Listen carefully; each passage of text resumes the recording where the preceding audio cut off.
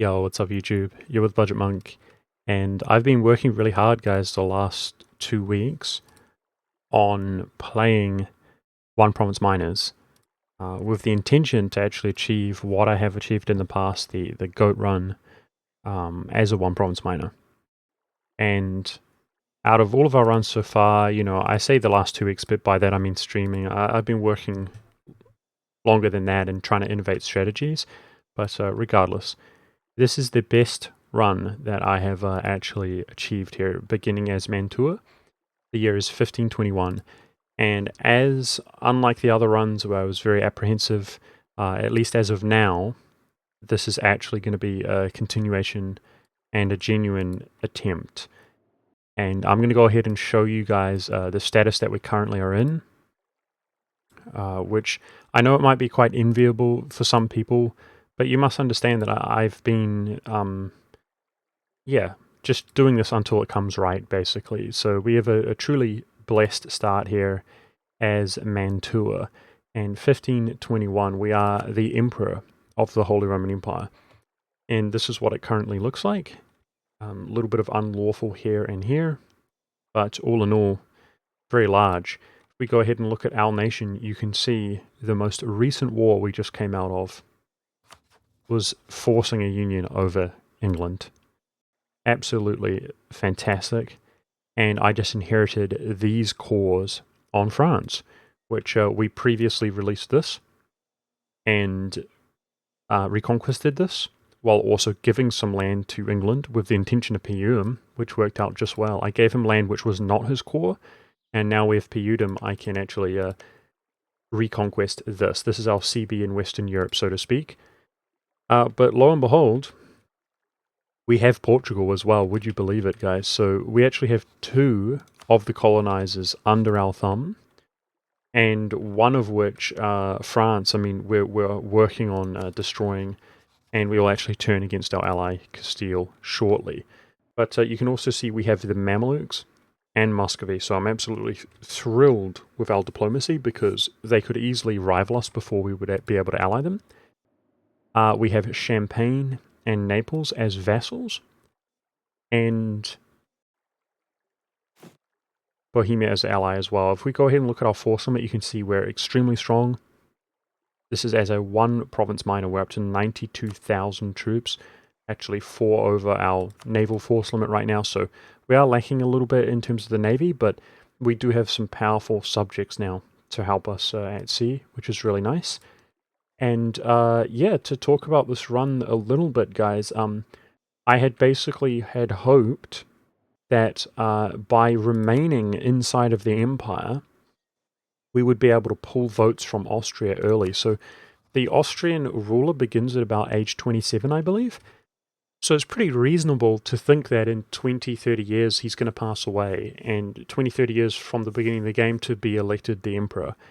Now that is very reasonable in the circumstance such as like Bohemia, for instance, but as a OPM, perhaps not the case. Mantua does unlock this fairly quickly, and by that I mean the reputation, and the idea is to use the advisor in that and ally the electors and get elected. Unfortunately, that actually did not occur. We missed out on the election. The ruler basically strategically died at a moment in which we weren't being voted for. And again, I want to emphasize as an OPM, it's difficult to get the votes. You can also see 11 years into the game that we have not expanded. We actually expand there. So in 59 or 60, we take another, doubling up our trade power in Venice. So believe it or not, out of all of my attempts, this was actually one of the most miserable and pathetic and depressing openers here, as it's crucial to actually take a province and then have the aggressive expansion tapering off. Very often I'm able to make this play as our first war right off the onset of the game. So there was a reason that I continued with this run, though, and that's because the Burgundian inheritance was up for grabs. We were able to get a reputation advisor, scornfully insult Burgundy's enemy, and pull a royal marriage with him on day one. And when you ally Burgundy under these sort of circumstances, they very often get attacked and you're in trouble. But in this situation, I was maintaining a royal marriage with him without being allied to him, which was kind of interesting. And the Burgundian inheritance was up for grabs. So I felt like we would have to be lucky, but that's these trial and error runs in general. But there was potential here to have a little bit of a comeback. However, I actually didn't believe we would have as much of a comeback as we actually have. So you can see here a few years later, we're able to take these. This is also a trade center in Venice, beginning to be very affluent for our size, being able to maintain advisors and so on, but still not going particularly well for Mantua compared to other runs. And it was right there where I started to see more potential in this run, as Burgundy self-autonomously chunks Savoy here for 5 provinces. And at that moment, I realized, well, if we get the inheritance, that is just absolutely huge. So not too much later, we did get the inheritance. I can't believe it. In the past, I have spent so long as powerful nations like Austria or Bohemia for these sorts of runs trying to get the inheritance, and it just doesn't come right. In fact, the run that we did do this as Bohemia previously, and we were successful, I did actually get the inheritance, which was the only time out of all attempts. And, mind you, it was what I call a scuffed inheritance. It was a diminished version where he had been chunked by France and lost one of his subjects. But we were able to get it, which is better than nothing at all, particularly because it gives us avenue into France, access in. So I was happy. But what I mean to say is I genuinely give up. I know some people aren't here, but on the daily I stream, and I stream every day for weeks or months and don't get the inheritance. It's crazy, but lately I have been getting it, and I'm glad that that kind of horrific luck is sort of a thing of the past, it seems, because you can see the potential here. We got the inheritance. Now, one of my biggest concerns was actually defending this from Austria, who demands the lowlands. But we were able to pull it off by basically allying as many people as I possibly could. And there we go. We can see we've gotten the inheritance due to the annexation of his subjects. Fantastic. And so in this situation, to reiterate, the emperor had died and Austria was re-elected. And I was very sad because there was a very young emperor. And despite having this, you know, he was extremely disloyal. We were very concerned about people attacking us, that sort of thing. And we weren't having a particularly good game in our own theatre. But we pushed on. I took the key provinces I could. And as the game went on here, finally getting a W over Venice, getting another trade center, so we actually have 4 trade centers in Venice, and we're raking in the dough now. It dawned on me, guys, that because we were not the emperor early, I could resort to one of my old tactics, which is basically kicking my heir, as my own ruler had become very elderly. And when you kick your heir, you are able to essentially switch dynasty to the powerful nation of your choice, provided you have a royal marriage, because you fall without a legitimate heir and you're able to switch dynasty. Well, typically in this case, if you were to do that with, let's say, France, France has a bias towards being friendly with Italians and you get that royal marriage, well, unfortunately, you would fall to a PU under France, a succession crisis. But we actually have our own personal union currently, which prevents that from happening, meaning as a smaller nation, we don't constantly need to be at war, which is the alternative method of not being PU'd. So that did occur to me, thankfully, and we looked around at the dynastic map mode, and lo and behold, the English, who were doing better than normal, with Brittany here, had their dynasty onto Portugal. And this is how I was actually able to, due to our sort of exaggerated size and strength and enemy of enemy, we were able to build relations with England, acquire his dynasty, as I wasn't able to be elected, but at least, you know, so if we were already the emperor, we couldn't do that without losing the emperorship, right? A ruler dying without an heir. But in this case, our ruler died without an heir. We dodged a succession crisis because of our own PU. We got English, aka Portuguese dynasty. And believe it or not, a few years later, well, I say a few years, about 8 or 10 years later, the emperor actually died fairly early. So I was over the moon. I believe he was, I think he was 38, I think, the second emperor, something like that. So the first emperor died fairly early, and the second one died fairly early as well. making it not too hard. I believe it was 1492 that we got elected the Emperor of the Holy Roman Empire. And at this stage, building this up, very affluent, so we can fund forces for our new force limit. Building our manpower up from scratch, pretty brutal. But all of a sudden, we're feeling quite strong. In fact, Burgundy stopped even being disloyal, to give you an indication as to just how strong we were here. Very affluent nation, now backed up by the emperor. And I go ahead and I look over at Portugal, and we see a weak claim on his throne. How amazing is that? We now share dynasty, no truce, no nothing. I was able to claim his throne and go straight in and PU them. Absolutely beautiful. So off to an amazing start. One of my biggest concerns was the Protestant Reformation. You can see we inherited Burgundy. They are now able to state it all up, collecting the English Channel, making even more money, finally generating even more manpower, and genuinely becoming really, really powerful. Protestant Reformation on the horizon, that was a big concern. And would you believe it? I'll show you guys when we jump out of the timeline here shortly. We have killed all 6 centers. So I was very nervous and very apprehensive, but it went overall very well.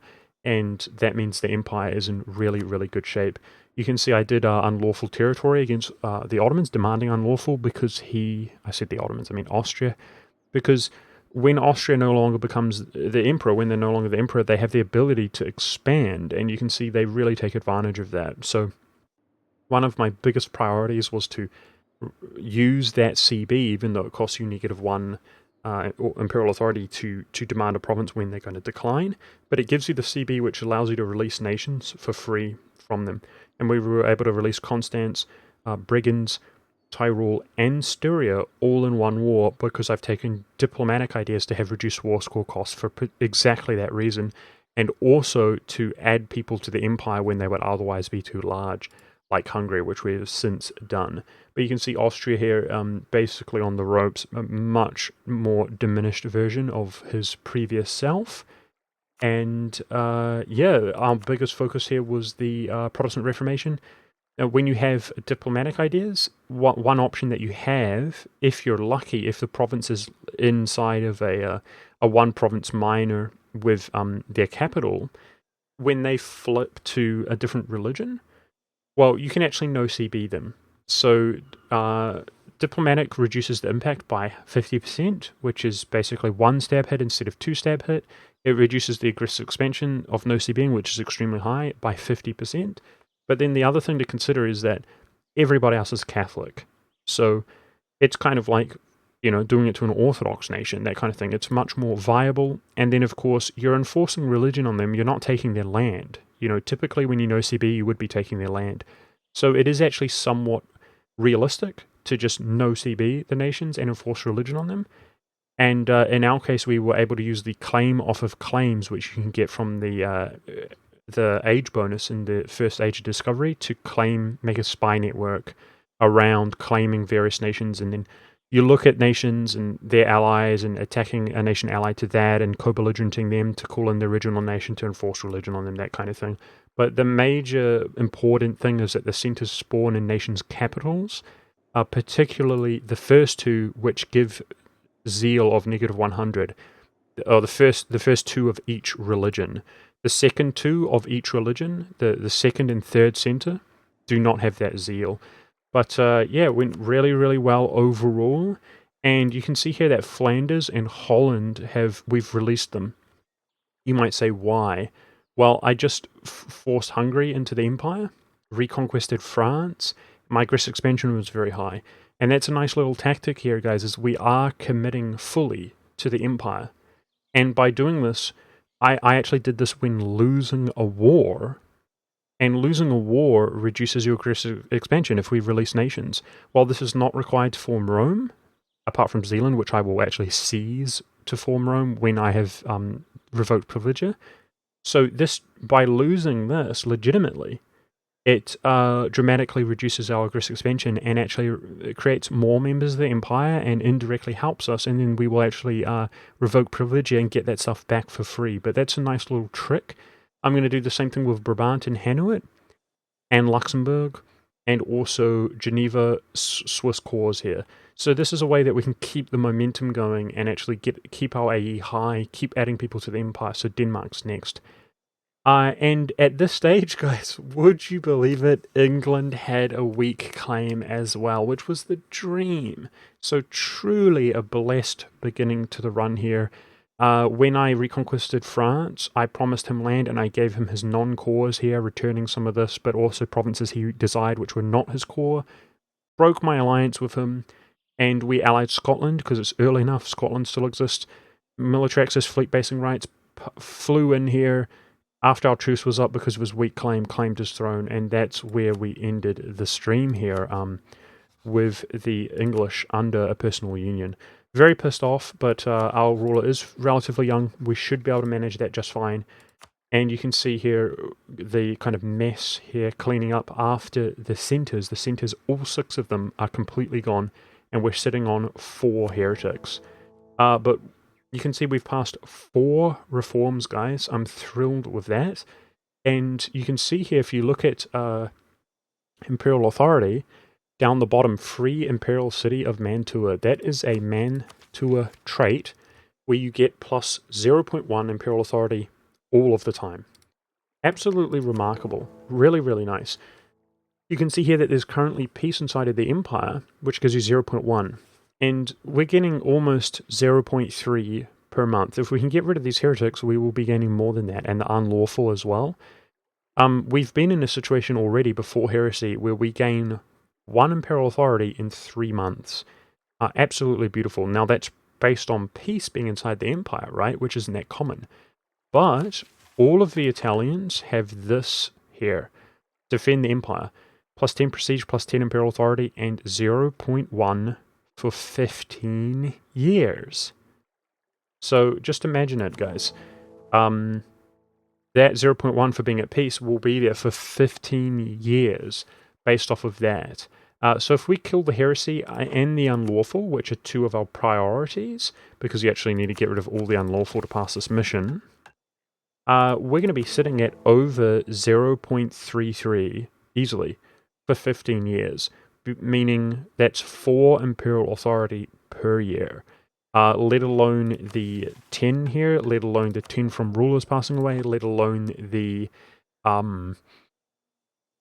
fact that there could be peace inside the Empire, let alone adding nations to the Empire. So we have done an Imperial Ban War against Denmark. I released this stuff up here. Unfortunately, Muscovy took some of that because I was hoping to use add them to the Empire CB out here. But Denmark is now, thanks to Diplo, we can expand Empire here. That will probably get my aggressive expansion up extremely high, and then we will lose a war. And by lose a war, I mean, we will attack the Ottomans and piece somebody out by conceding to them, losing Hanuit and Brabant. Now, Hanuit has this guy here, which is required to form Rome, but again, just like Zealand, we can actually seize it as it's the last province required to form Rome, seize it from our subject, which surely will be happy, right, if we are the full Roman Empire. And you do not need to core provinces to form Rome. You just need to own them. So we could actually seize that and that, form Rome, and just hand them straight back if we wanted to. But that's what we're looking at. So yeah, when you add nations to the Empire, you get big bumps in Imperial Authority. And this is going really, really well. I just want to emphasize, we are literally Mantua and OPM. So diplomacy, impeccable. I mean, look at this. I know I sound like I'm tooting my own trumpet, guys. I'm just so happy with this run. And the main reason why is because the reality is that this run is actually going to be less efficient than doing it as Bohemia. So what I had in mind when trying to devise the strategy is that we need, within a few short years, we can't feel like a one province minor. Matter of fact, we can't feel like a weak nation in general. Matter of fact, we can't even feel like Bohemia. We did at this stage as Bohemia. We need to be even stronger because we know we're not going to have the annexation cost reduction, for instance. We're not going to have as much admin efficiency. So we need to be having, regardless of how we start, we need to be having a hugely powerful game. And I must say, right now, I'm feeling that way. I'm feeling hugely strong. you know, in that run, we aren't able to take advantage of the Empire. When we did it as Rome, not the Holy Roman Empire, the idea is to actually be the Holy Roman Empire this game, and we will, you know, annex so much of Europe here for quote-unquote free. And speaking of next session, which in my case is tomorrow as of recording this, going into the future, now that we've dealt with the heresy, more or less, now that our Western European dominance is crazy good and we've set up CB here for the future, we will be pressing Naples' reconquest into Castile up after abandoning him here, and then releasing Aragon from one of these when Spain is formed, giving us reconquest here, and then it's going to be a matter of probably feeding Portugal his claims, which he has from missions. He can also get claims on all of this. But yeah, Western European dominance, I'm over the moon with that. So it really comes down to destroying the Ottomans, which in some of my games I had done this already by this stage. And we're struggling here a little bit, guys, with the European dominance here of the Ottomans. Obviously, very hard difficulty. You can see his force limit. Absolutely gargantuan. So he can ramp up like crazy. Unfortunately, he's already completed offensive, whereas I'm only just beginning offensive myself. So he does have that discipline advantage as well as, you know, all the other advantages that the Ottomans have. But we have at least surrounded him with the Mamelukes. Unfortunately, many of you guys might know the Mamelukes are a bit of a meme when you call them in. It's almost like they do anything but help you. The Ottomans do have some pretty good diplomacy in of themselves. You can see very hard Tunis here having kind of the game of his life. So that's a problem. And unfortunately for us guys, very typically... Oh, I didn't even realize, I'm learning this on the fly here, that Muscovy is neutral with the Ottomans. He's been friendly with them the entire bloody game. But he's now neutral. Well, how about that? So you can see he's 2,300 ducats in debt, but he would actually join if that wasn't the case. Well, that's remarkably good.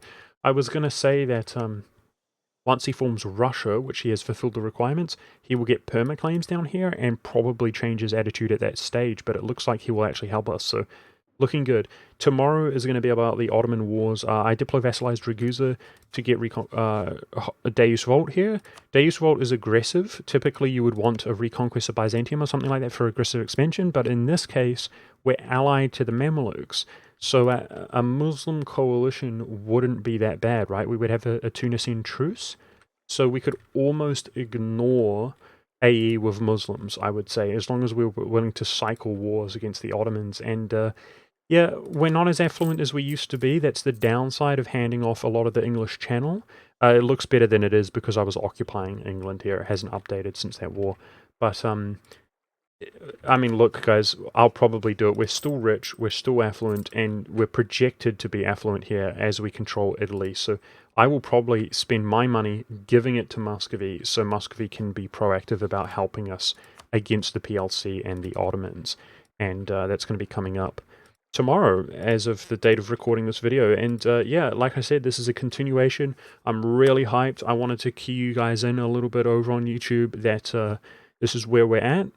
This could be remarkable. This could be truly remarkable. Maybe it's being too optimistic, but truly, this could be a unprecedented game and unironically the absolute GOAT, right? The greatest game of all time. It's seeming to be that way, and I'm determined to give it my best shot to actually achieve that one faith, one tag, one culture as the lost culture of Rome on very hard difficulty with no exploits and no diplobanking as a one province miner. So I'm not sure if we can do it, but I'm going to give it my best shot. Hope you guys enjoyed at least an update, and thank you very much for watching. I'll see you live or I'll see you in the next video.